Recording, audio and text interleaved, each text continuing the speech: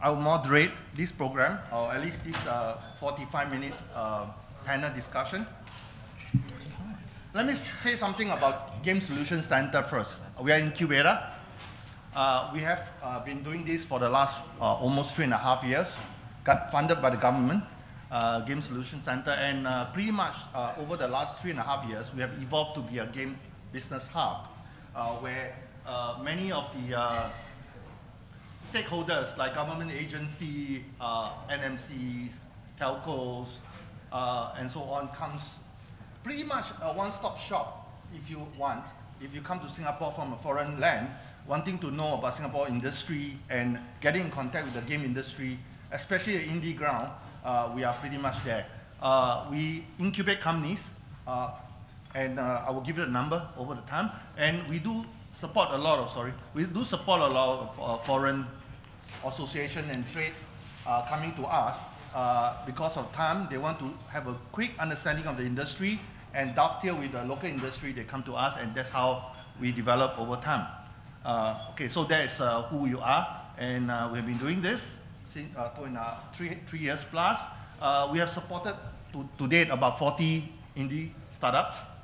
To do that and to give them that kind of support rendered over time, we have 48 to 50 strategic partners like Google, Unity, and so on and so forth to help them. And also released about 18 games so far. Today, I'm indeed very happy to have the panelists here, because these are the indies that actually came through our door and survived successfully and doing very well.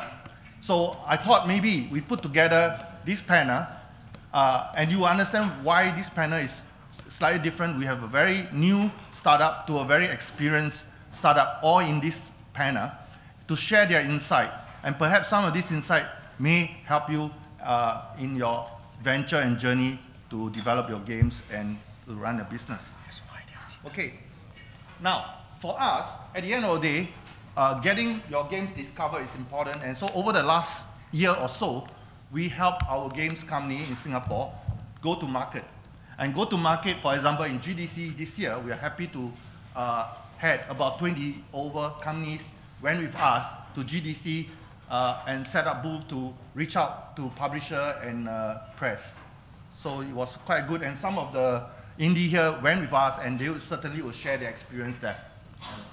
So I will just start introducing the panelists, starting from my left-hand side. Chai Song, primarily from Mage. So, okay, when I mention your name, guys, you just say something about your company. Okay, how old? Oh, I'm sorry. Yes, I got to speak closer to the mic. Yeah, say something about your company, Chai Song. Yes. So we are a 2-year-old company, just started at 2013. So now we're developing our game Space Jack, platformer shooter with tower defense element, and we got it green-lighted last month. Yeah. Okay, good. Now, next, James from Springloaded. James, please. Yeah, so I've been running Springloaded for about 3 years. 2 years ago, I incorporated it as a studio and met Albert, who introduced me to the GSC, and it's been really great being there. Our last game, Tiny Dice Dungeon, was published by Congregate and got about 2.5 million downloads.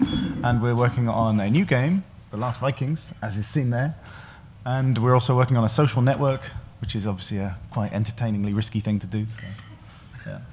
And he will talk about that. Okay, thanks, James. Chong Lai? Hey, hi, I'm Chong Lai. I'm from Rock Nano.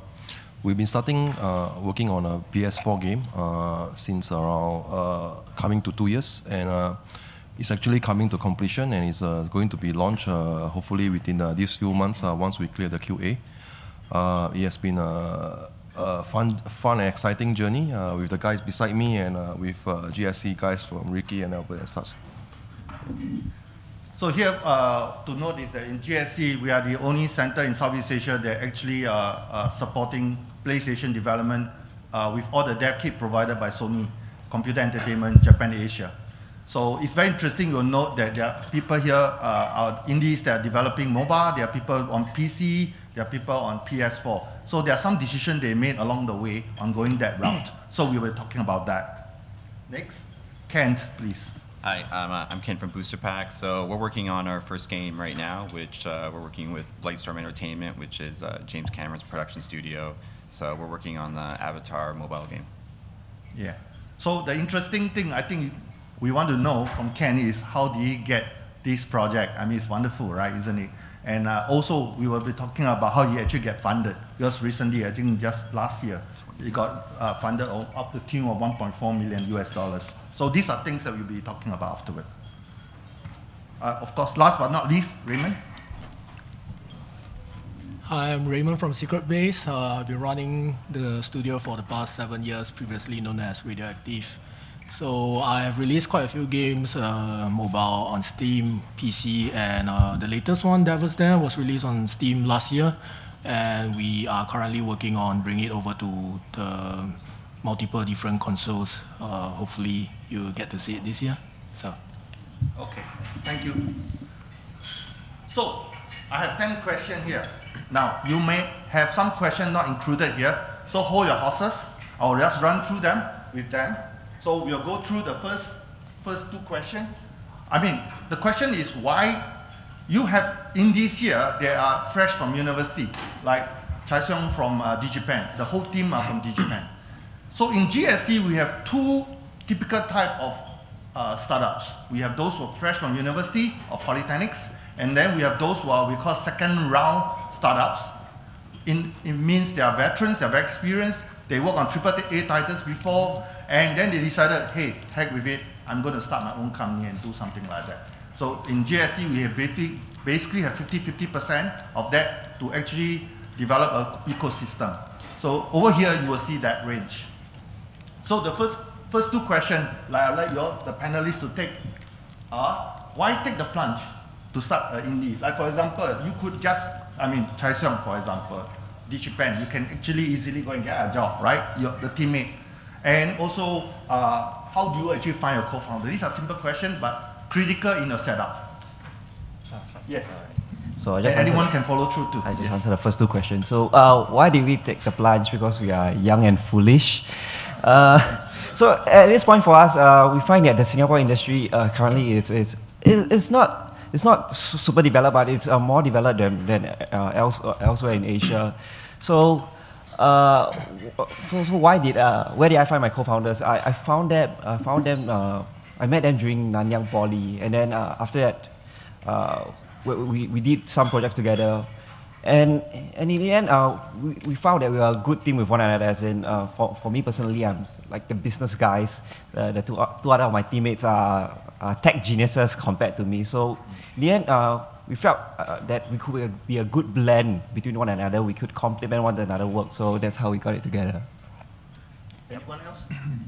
So yeah, I started the company because, much like Kent, I used to work with Kent at LucasArts, and I felt that big corporations like EA and LucasArts, they're moving very, very slowly and sluggishly, and I'm watching the industry explode into interesting and exciting directions. And I found that the green light process and things like that through big companies was very, very difficult. And I feel that the industry has changed so much in the last few years that now is the time that the industry is so different that big companies are not the way to go anymore. And I'm far more, I guess, more adaptive and keep up with things. And obviously my founder partner is just me, so it wasn't very hard to find myself. I just looked in the mirror. There I was. So. I think my story is a little bit different. Like, yeah, James and I were both at LucasArts, but mostly for us and our co-founders is because we all lost our job. So we were all kind of LucasArts at the closure. And you find to do a lot of startups, especially in North America and other nations, that they kind of happen by studio closures. And I don't know if you say it's a good thing, but that's how a lot of kind of companies kind of start forming. So when Disney kind of shut down LucasArts, we definitely had a group of people that wanted to work together. We wanted to make our own games, and we wanted to kind of stay in one area. And we thought we had a really good team chemistry, so we kind of took that risk and the chance.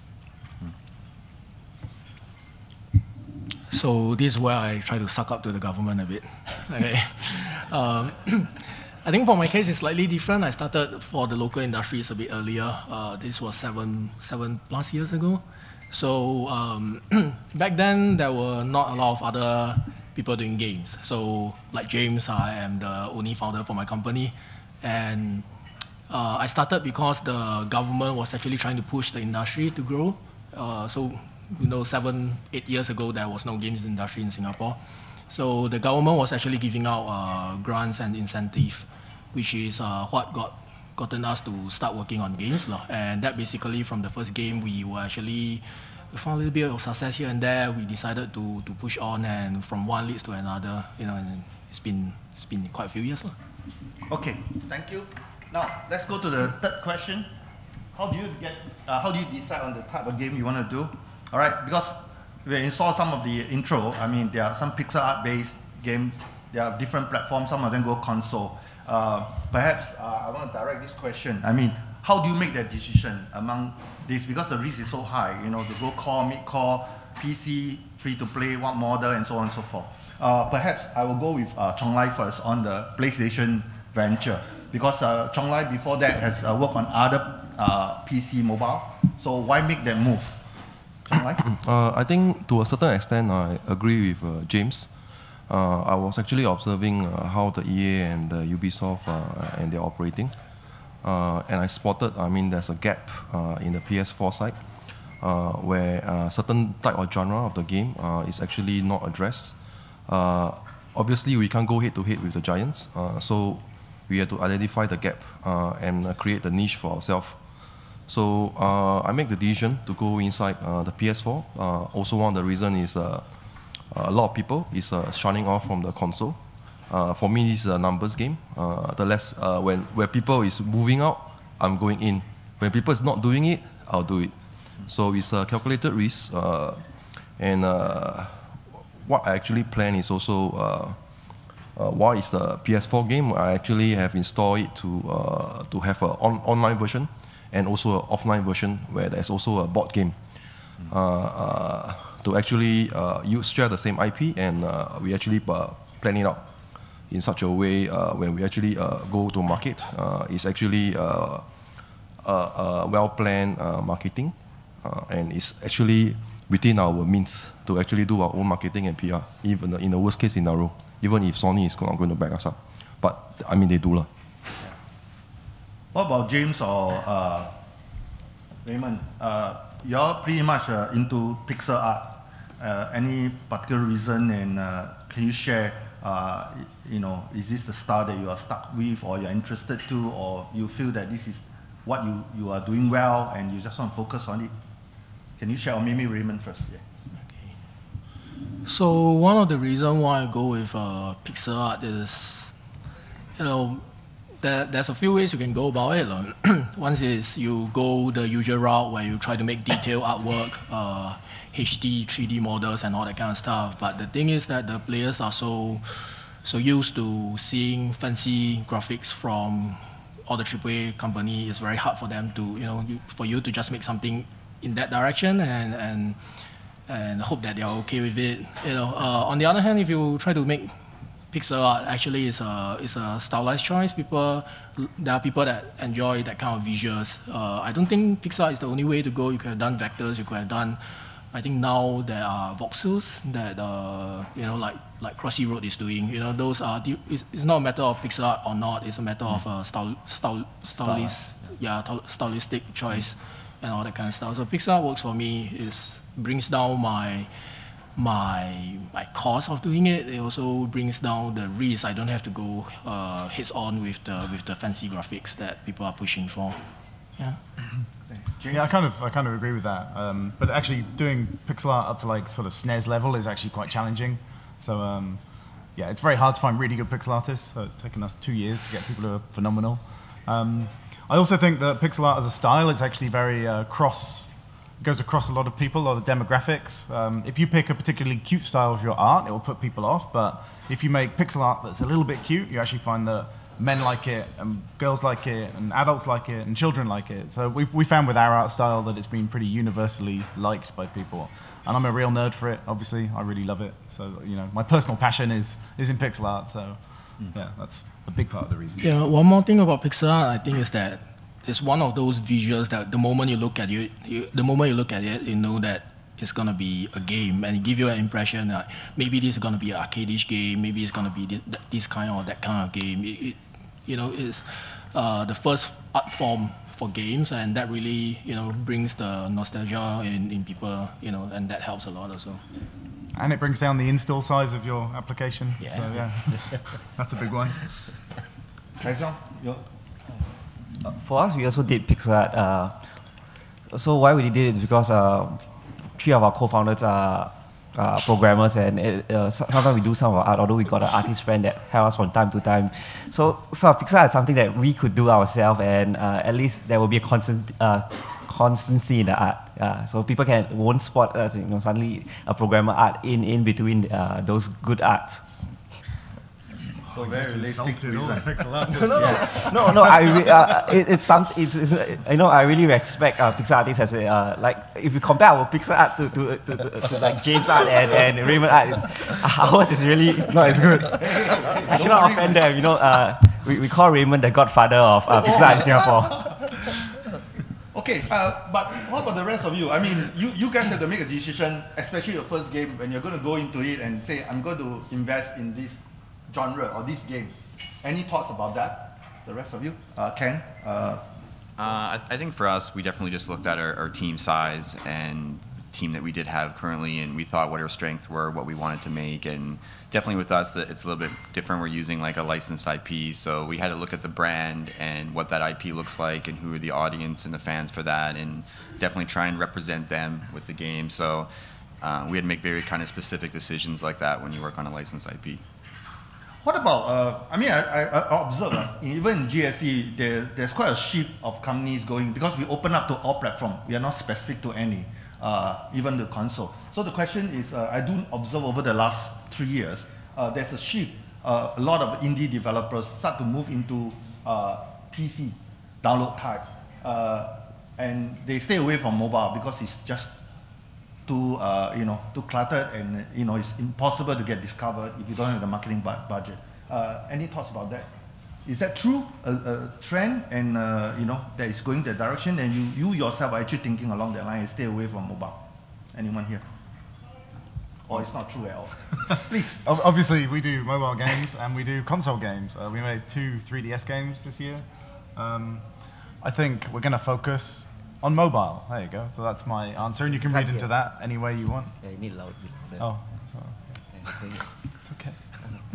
Yeah, so I think we're finding that financially, mobile, just due to the vastness of the market and the accessibility to the market, is still the way to go for us. Definitely more rewarding financially. I think mobile is getting more and more competitive, especially with so many games out and the marketing budgets, and this is why everyone's trying to get a publisher, find how to aggregate users, or there's a whole bunch of different methods that people are trying to do to get noticed. And that's the same thing with the licensed IP. That kind of gives you some organic marketing that you can kind of leverage with Apple, Google, or anyone to get kind of installs. I think there's a lot of people kind of looking at PC now just because it's kind of being revitalized with Steam and some other platforms going on now. But I think mobile is still viable. If your focus is still making a quality game, you will find the right people to kind of get that noticed and get installs. So for somebody that focus more on console and PC, I think I actually think that one of the common thoughts is that because mobile nowadays is very, very much free to play.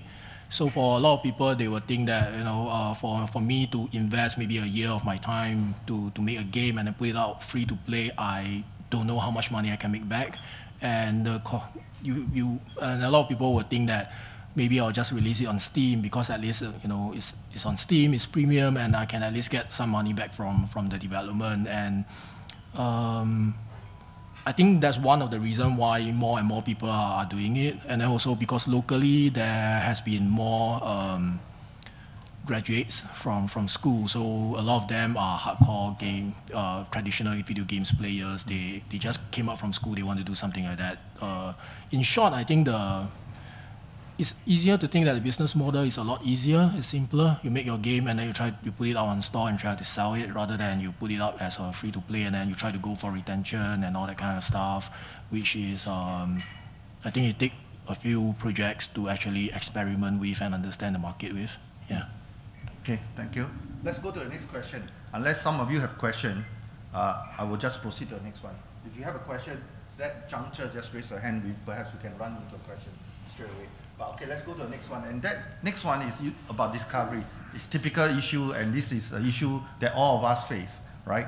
How to get a game discovered, and especially in the mobile space, is extremely. And then, you know, the UA costs and so on and so forth going up. So perhaps you guys can share, you know, the pros and cons. If you have a budget, engage a PR company to do it, pay for it, get a UA, you know, solution to deal with it. So let me start with James.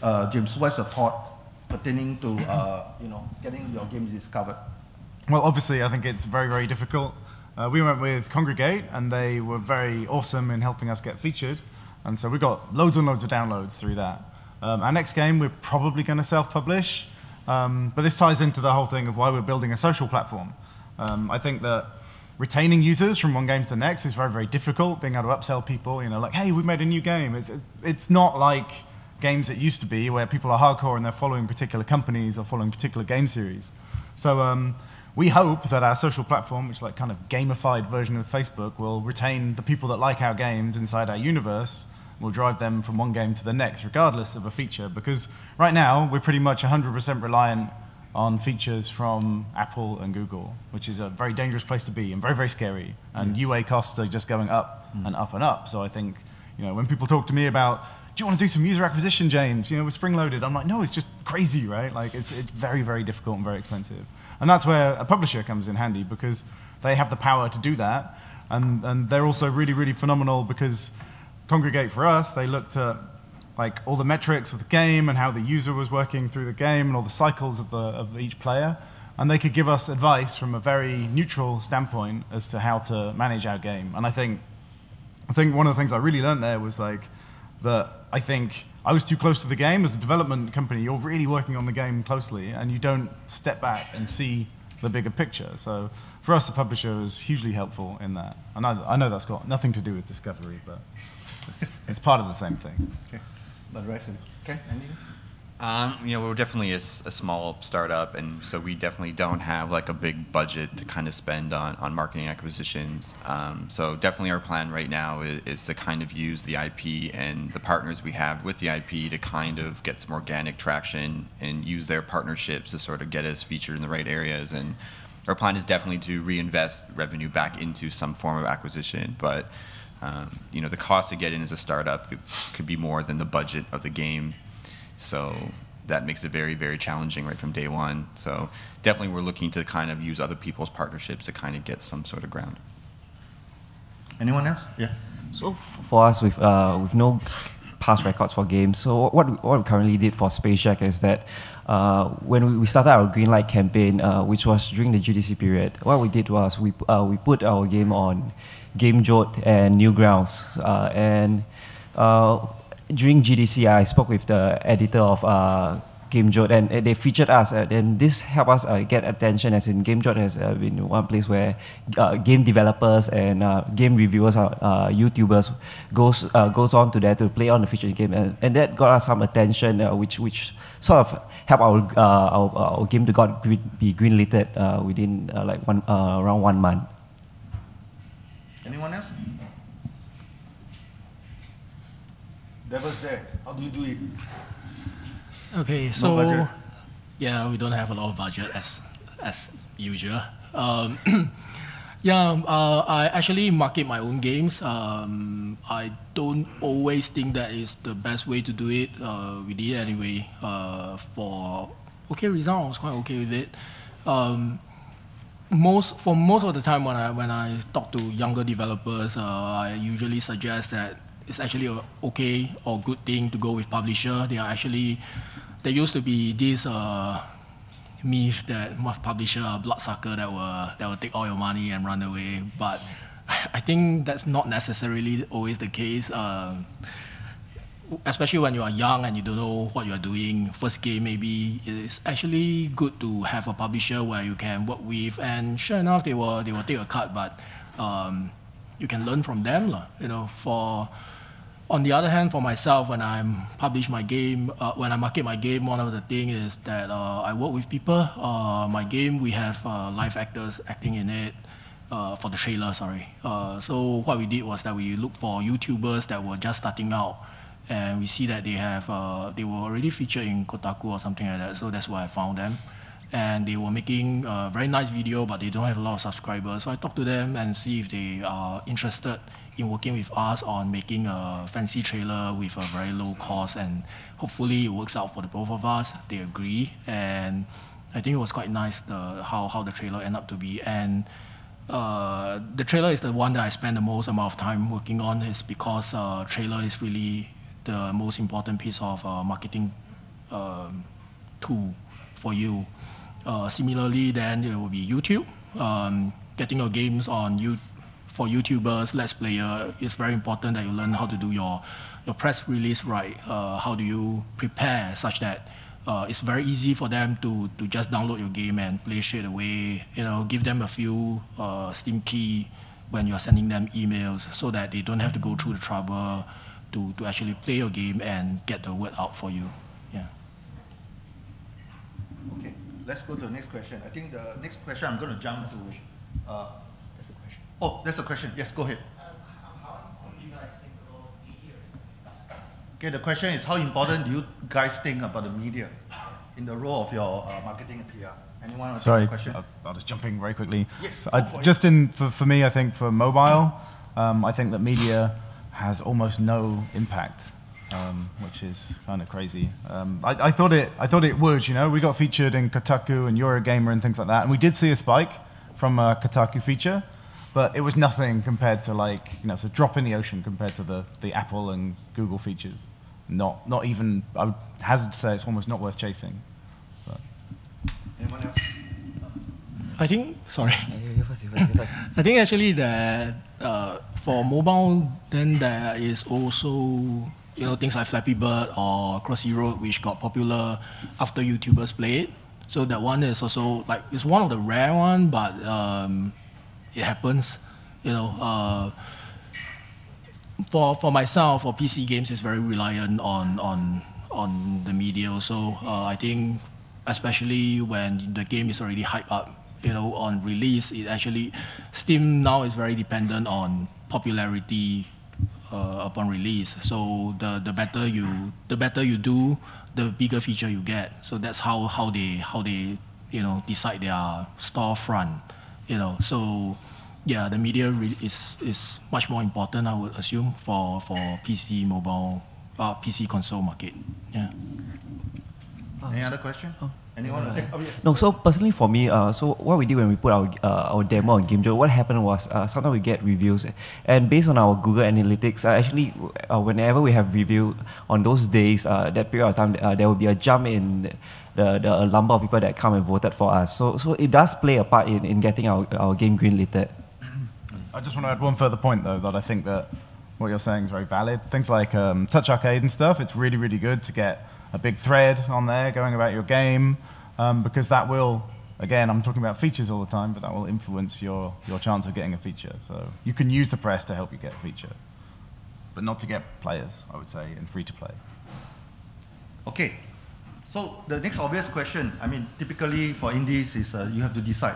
Okay, you want to get a publisher to help you, pay the tuition fees, pay for it, and get a publisher to help you, especially your first game, or just go straight into self-publishing. Any comments on that? The decision-making process, and especially when you look for a publisher, what are the things that you look for?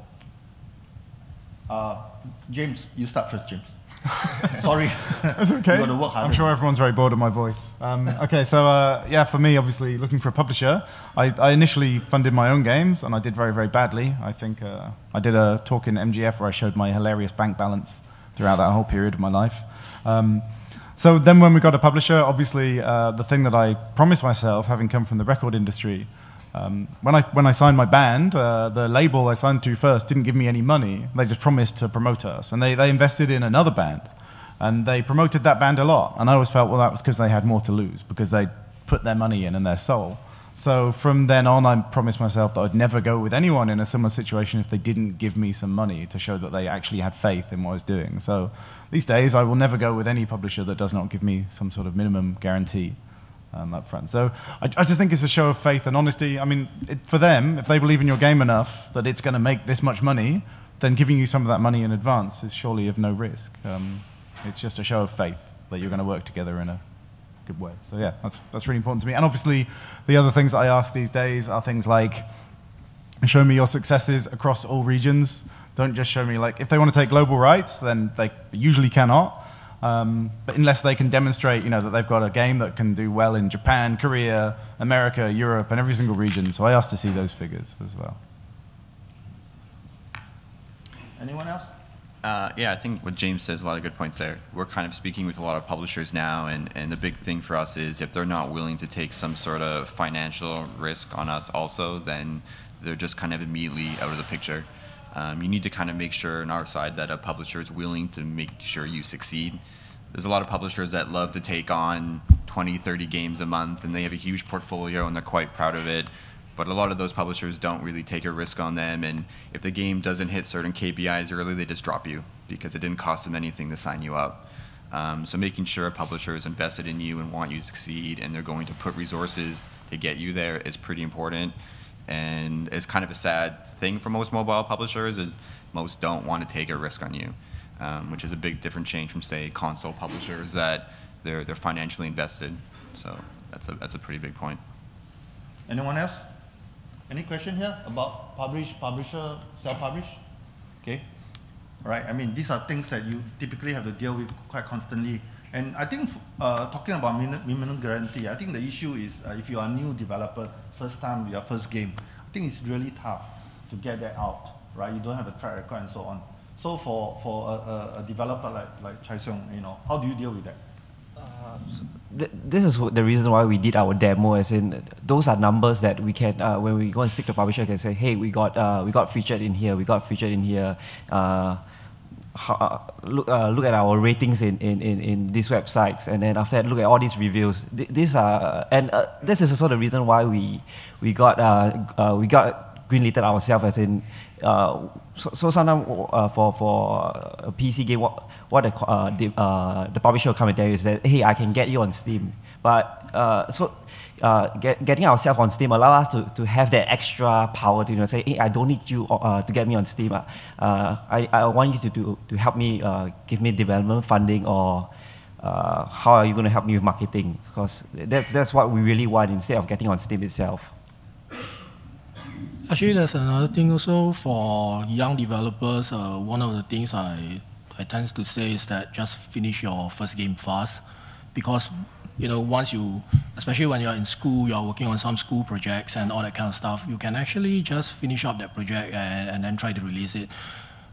Maybe you will not make a lot of money from it. Maybe you'll lose some money from it. You probably will. But I think at least from there on, you have some reviews, you have some people talking about your game, you understand more about the business, and that is also an opportunity for you to talk to publisher about your future games. So that becomes one, an experience, and secondly, that is also something that you can learn from, how the business is run and all that kind of stuff. Okay, good, thanks. I think the next question, I think everyone asked this question about funding. Over the last 3.5 years, we have companies that come through, launch a game, don't get very good results, then they fold and then they leave and they do something else. I mean, this happens all the time, and failure is very high. So the typical question, I mean, over the number of years is we see companies going in and say, okay, either they go for investor to get funding, and the question about also how to get yourself ready as far as an indie company, how to prep yourself so that you are investable. That's one. And the other thing is, what else? What other funding sources that you can have to keep your company afloat? I think this is critical. Some stay away from VCs and angels. They just want to be self-funded and run on their own with some other sources of revenue.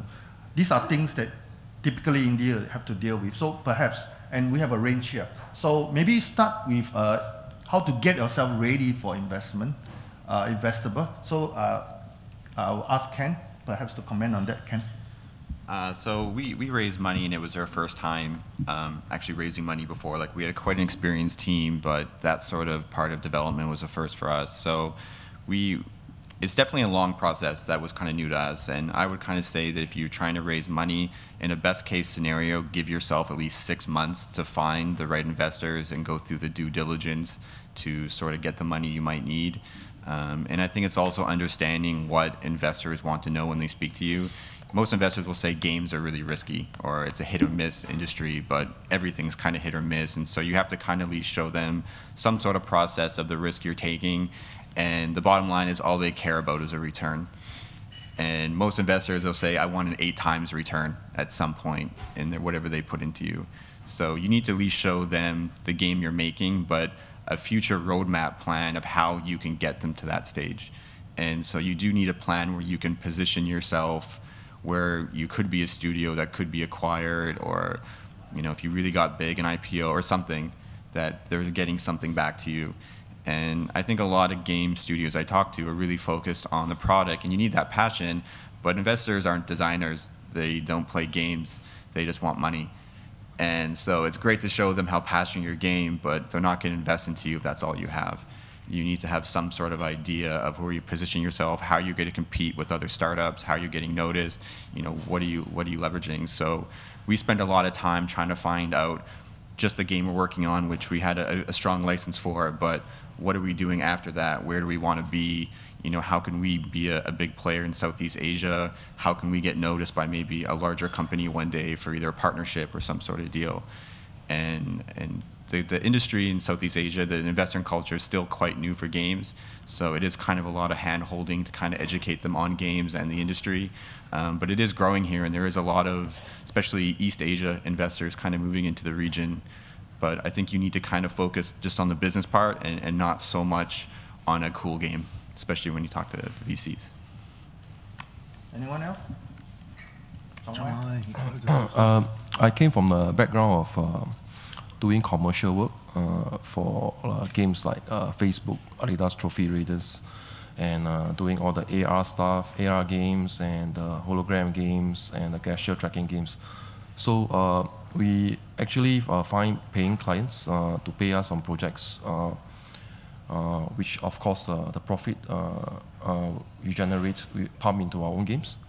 And these are actually used as a use case as for any like VC or angels. And I do agree with Ken that, hey, it's important to focus on the business part of aspect of things, about getting a good finance guy in and helping him work out the cash flow and the revenue projection. And knowing how all these people who potentially want to pump money in, there is actually a certain formula we can go by, like ABC, like a series ABC, like they are looking at 4 times, 6 times, 10 times. When you start off a bit prior to seeding, you're probably thinking yourself it's 100 times. So it's a good numbers to start off with when you project the figures. Yeah, but later try to bring it down to earth. And voila, you will actually arrive at something that might seem real enough for them to part the dollar. I think with investment, we've been looking for like 4 months, 5 months or something. And the thing I've realized is that it's a massive, massive undertaking. For me, I'm like Kent's great at it because he's doing really focusing on it. For me, I'm trying to build the game and look for an investor. And I've realized recently that I should probably focus on just making the game, because doing both is virtually impossible, I think.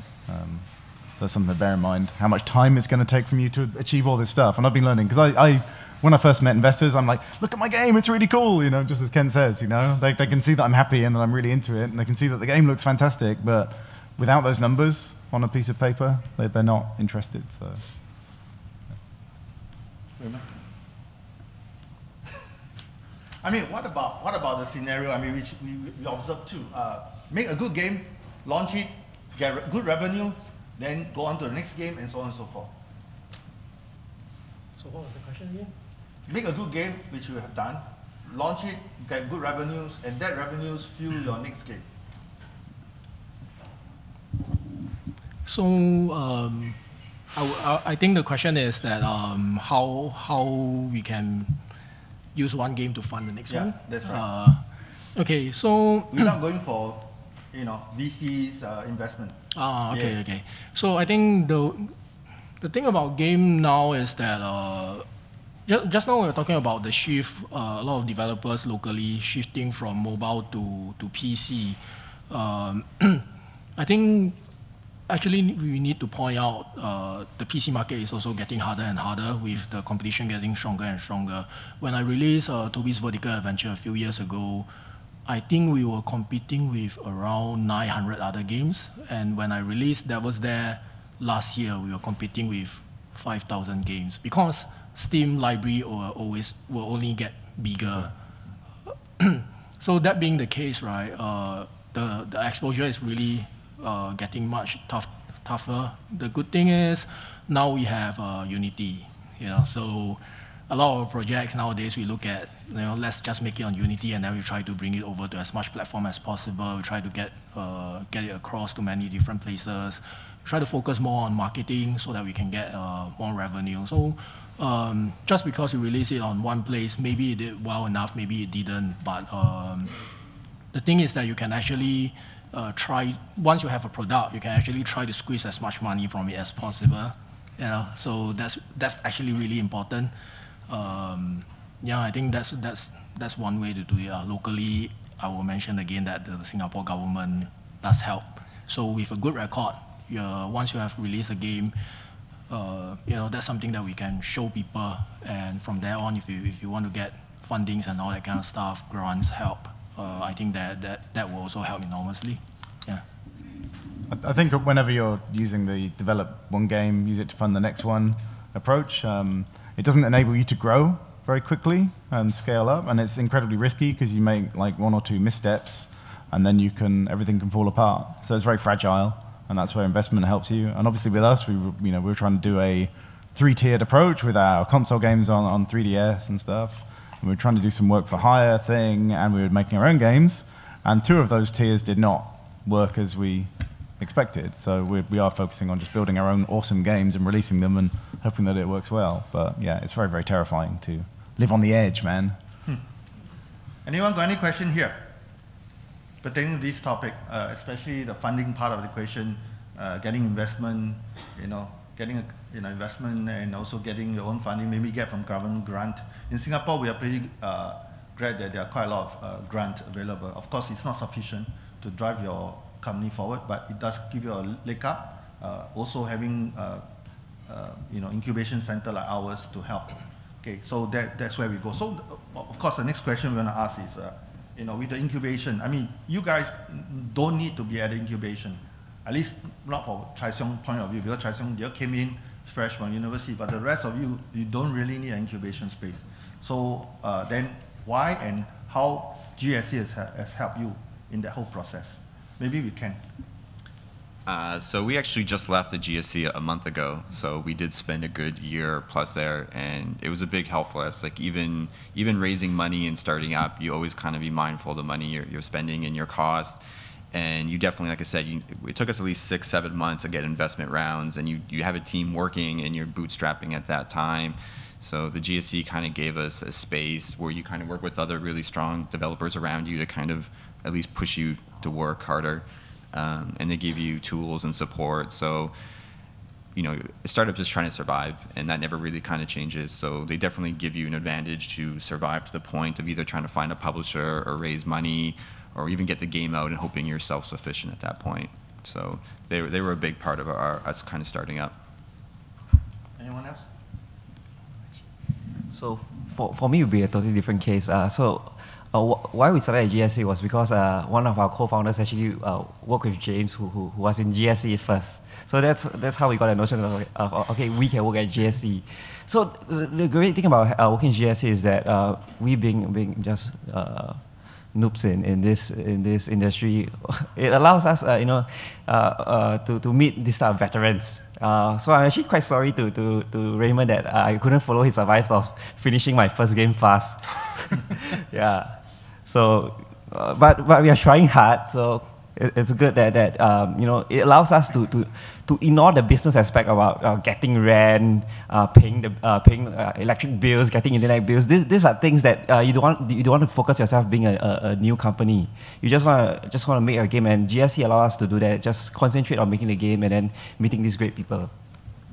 Yeah, I think without the GSC, I would have been doing it in coffee shops and in my bedroom, and other people, you know, all at home, and we wouldn't have worked as a team together, because obviously you're trying to save every dollar you can. So being given that free space, and like you say, not having to think about like paying the internet or how you set up, you know, the rent and all that stuff, it is really fantastic, and it's really helped us. And I think the unexpected thing, like Kent mentioned about the community, I didn't really think, you know, I was thinking, oh, the community, I guess it's going to be weird, I don't want to share my game with people, but actually once I got there, it was really, really good, and I really enjoyed talking to other people and made a lot of friends, right? You know, like, I wouldn't know these people, you know, obviously I'd know Kent.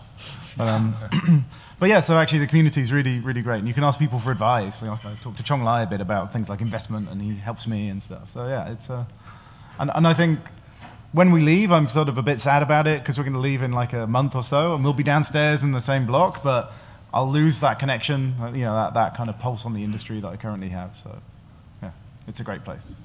To add on it a little bit more, it's basically the same thing. When I went in, all I wanted was the free space and free everything. That's all I care about. But after I went in, I have to say, you know, a lot of things were unexpected. The community, at first I was like, you know, but after I went in, I think it's actually quite much more useful than I thought. I focused so much on the console market, the PC market, but talking to James, you know, he always shared with me his experience while going on the mobile, you know, so he give me a different view of other market. On the other hand, there is also the fact that you know, GSC was the one that helped me got through to Sony. To work with them on future games, so they were the so-called they were the point of connection and brought our game to showcase to Sony and establish that kind of connection. That's at the time it was a bit harder, so that was you know, a very big thing for me. All right. So, any question? If not, okay. Anyway, just a point of context. Game Solution Center don't charge. We don't take equity. We are funded by government, so we help. But the important thing is that every company that comes in, they finish one game and they are out. All right, so that's the way it is. We cannot keep them. There's no squatter. So we just, you know, one game they're out. That's why we can service a lot, but we cannot let them stay for too long. And in fact, all of them are pretty much. Chong is already out. Raymond is already out. Ken is already out. And you are going out soon. And you're going to finish it, right? You're going to finish it soon. Yeah, I say, please, let me stay. I say, oh, well, one game, you're out, next, you know, and you know one game is not enough. So, but they build a community and hopefully they stay connected and so on and so forth. So there's no charge to that mechanism.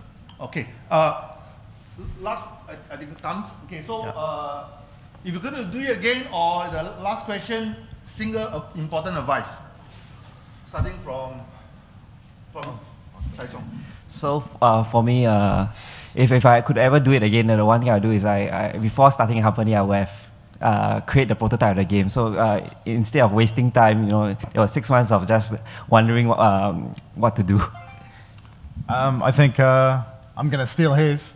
You know, finishing your game really, really quickly, keeping the scope really small, going through as many cycles as possible early, and staying really, really cheap. Don't employ people, just be you. I made 5 games on my own before employing anyone, and I learned immeasurable things by doing that.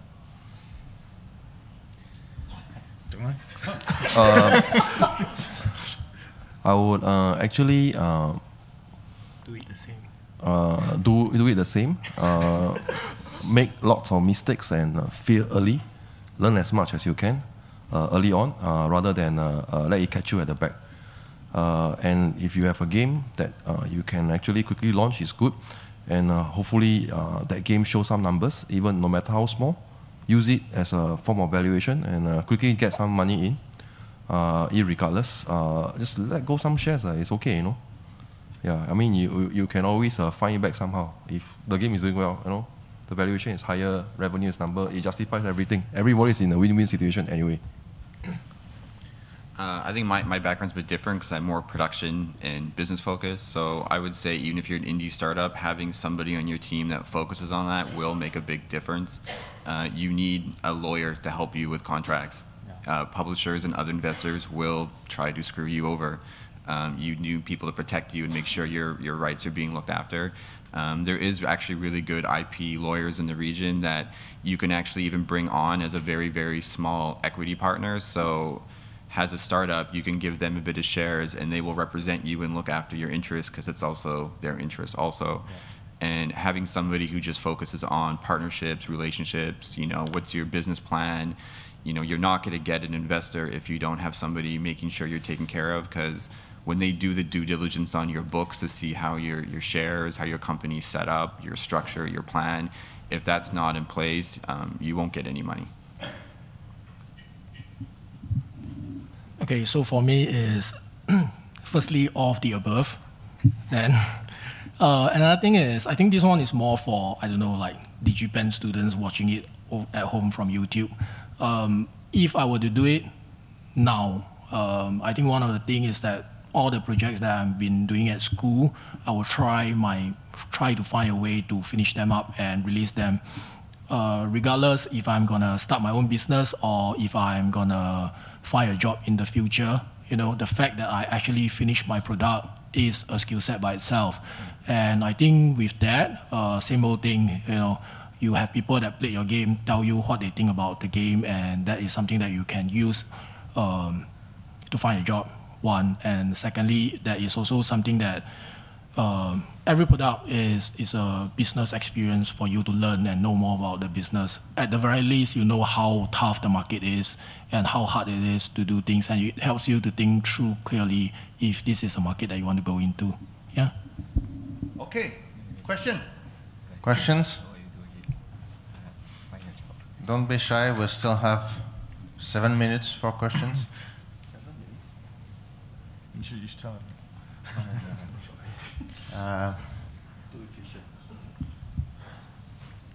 Okay, great.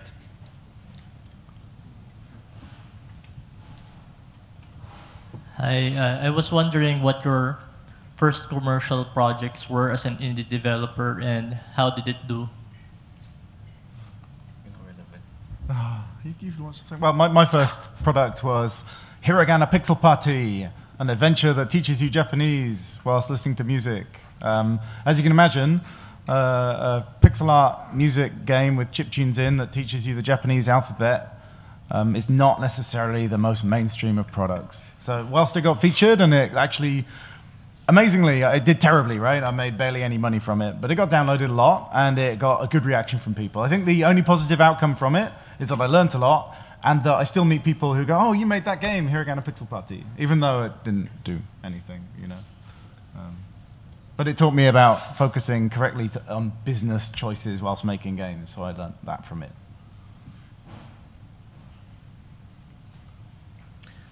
Well, I'm still developing, or our first game is still in development right now, so we're probably looking to launch it sometime this year, so hopefully it does well. But we're going to be kind of soft launching it pretty soon, and there'll be some more news about it. But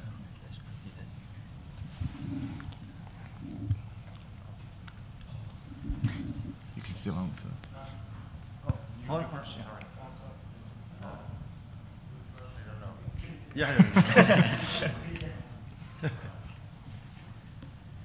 It's Chris Champagne, king of the world.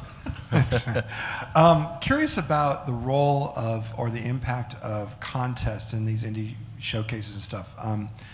I've been looking more at the circuit of shows like GDC, South by Southwest in America, looking at some shows in Europe and also here.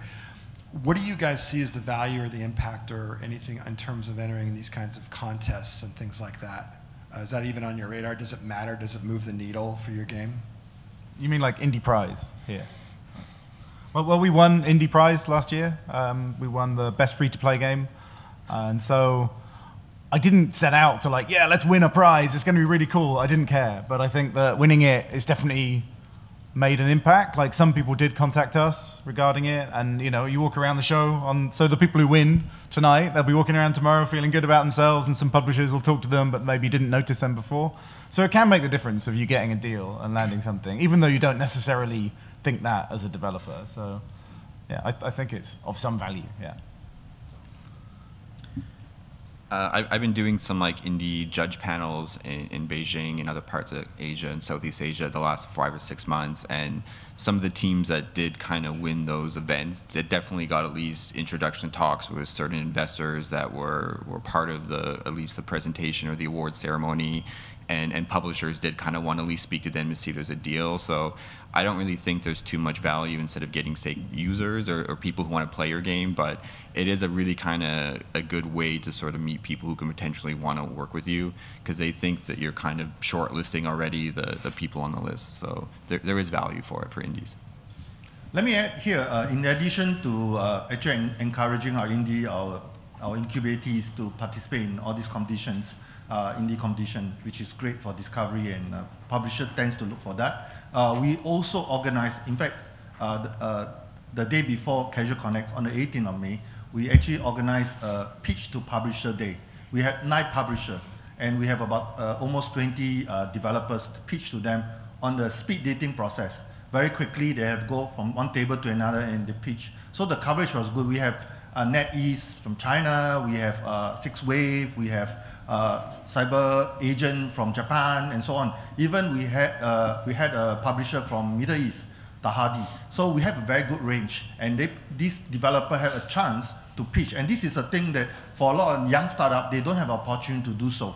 So we actually put them through that route, and they actually pitch to them, and we plan to do that next year again, the day before Casual Connect. And if you are interested, local or otherwise, even from Southeast Asia, if you're interested, please contact us, put your name in. Once the event is on, we will let you know. So we plan to do that next year. Okay, we have 2 minutes for the last question and its answer. So here goes a question. Yes. Hey, I'm from How Gamers, based in China. So I was wondering if you guys had any thoughts on how you would approach China. Obviously, it's one of the biggest markets in the world, but it's a tricky one, right? So what are your plans? Not an easy question to answer in a brief sentence, but yeah. I think it's terribly, when I'm approached by Chinese publishers, obviously we all hear horror stories about it, about them stealing our APKs and putting new assets in and releasing them and stealing our games. So I think it's like a big alien terror wall for a lot of us. It certainly is for me. I just don't know what to do. So I think for me, if I meet somebody and I gel with them on a personal level, then that's always the first.